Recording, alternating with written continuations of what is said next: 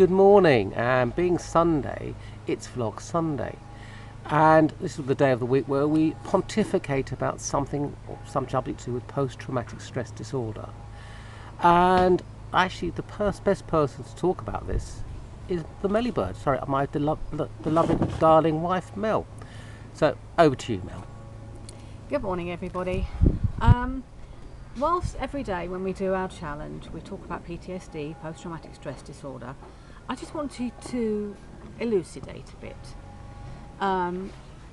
things that cause trauma and what happens.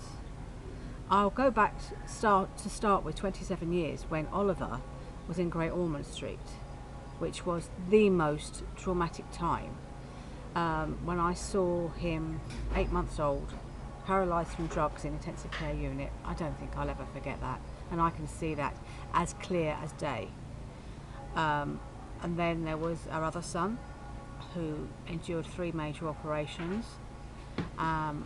Again, I think of that, I can see things as clear as day, and it's still traumatic. And then at the same time, I was diagnosed with breast cancer, and whilst I don't remember what the consultant said, once he mentioned chemotherapy, I kind of blanked that out, but I do remember the chemotherapy, which, to put not too fine a point on it, was hideous. They only had to mention they were going to put in the anti-sickness drug, and I was sick. There was a particular drug that was a clear red colour, and to this day, if I see anything that colour, I can smell it. I can almost be sick and see the drip stand. Yeah, it's a horrendous flashback. That's what it is, it's a flashback. I mean, during this particular period, my husband was also in hospital with a major operation, and then to cap it off, my sister went through cancer twice, and my brother had a heart attack. And to see your younger siblings going through this horrendous time and your mother suffering was awful. In 2002, my sister unfortunately lost a baby at 25 weeks. I was there with her, and to this day I can see the baby, I can see the blanket, I can see their torment, and that's post-trauma. And not long after that, my father was diagnosed with an inoperable brain tumour.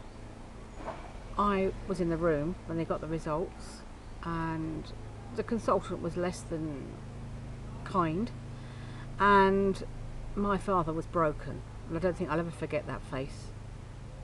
And when the night he died, I can remember it minute by minute almost, and I still to this day think maybe I should have been there, but I was torn. Do I stay with my mother, who was clearly traumatised, or do I go and see my dad for the last time?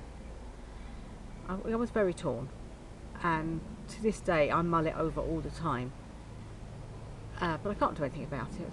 But it is a kind of post-traumatic stress disorder. I have to say that thank goodness both our sons, my sister, my brother and myself and my husband are all in very good health. I think most people know I'm in good health after seeing what I get up to in the gym. Unfortunately, we lost my dad in 2004, but yeah, he's always there in some form or other. So post-traumatic stress disorder can affect many people in different ways. It's not just the military, it's everybody, be somebody of 90 or someone of 9 or even younger. So you could see a person walking down the street looking as normal as anything. You don't know their story and how they're suffering.